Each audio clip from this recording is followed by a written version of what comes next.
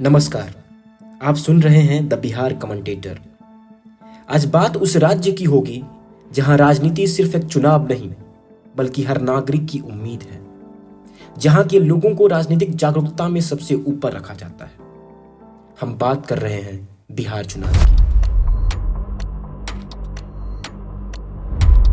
पिछले एक दशक से बिहार की जनता को जो सपना दिखाया जा रहा है वह किसी भी चुनावी रैली में केंद्रीय विषय होता है।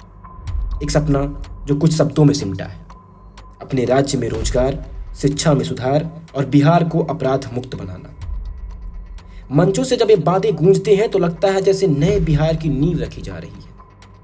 हर नेता अपने भाषण में दावा करता है कि इस बार ये वादे जरूर पूरे होंगे, इस बार बिहार बदल जाएगा, इस बार हालात बदल जाएगा। लेकिन जैसे ही चुनाव खत्म होता है, ये सारे बड़े वादे चुनावी शोर के साथ ही चुनावी धुंध में खो जाते हैं। आज भी बिहार का युवा नौकरियों की तलाश में अपना घर, परिवार और गांव छोड़कर देश के दूसरे कोनों में पलायन करने को मजबूर है। सरकारी स्कूलों और विश्वविद्यालयों की हालत आज भी सवाल पूछती है, क्या शिक्षा का सुधार सिर्फ कागजों पर ही हुआ है? कानून व्यवस्था की चुनौतियां आज भी उतनी ही बड़ी है जितनी 10 साल पहले थी। आज भी लोगों को उतना ही डर लगता है बाहर निकलने में जितना पहले था। हर चुनाव में जनता को लगता है कि इस बार सरकार बदलेगी और उनके मुद्दे हकीकत बनेंगे, लेकिन हर बार उन्हें मिलता क्या है?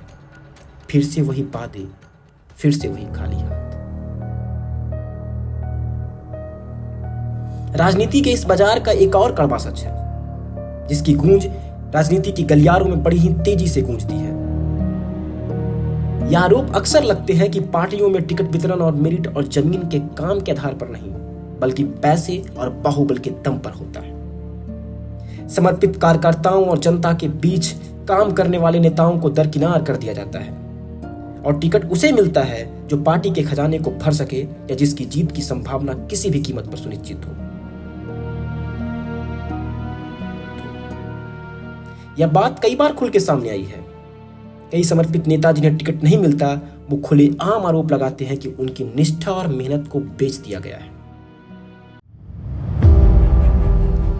बिहार का मतदाता, जिसे राजनीतिक रूप से सबसे जागरूक माना जाता है, वह हर बार एक उम्मीद के साथ वोट डालने जाता है, इस बार सब बदल जाएगा। लेकिन जब परिणाम आते हैं और नई सरकार बनती है तो उसकी निराशा फिर से गहरी हो जाती है।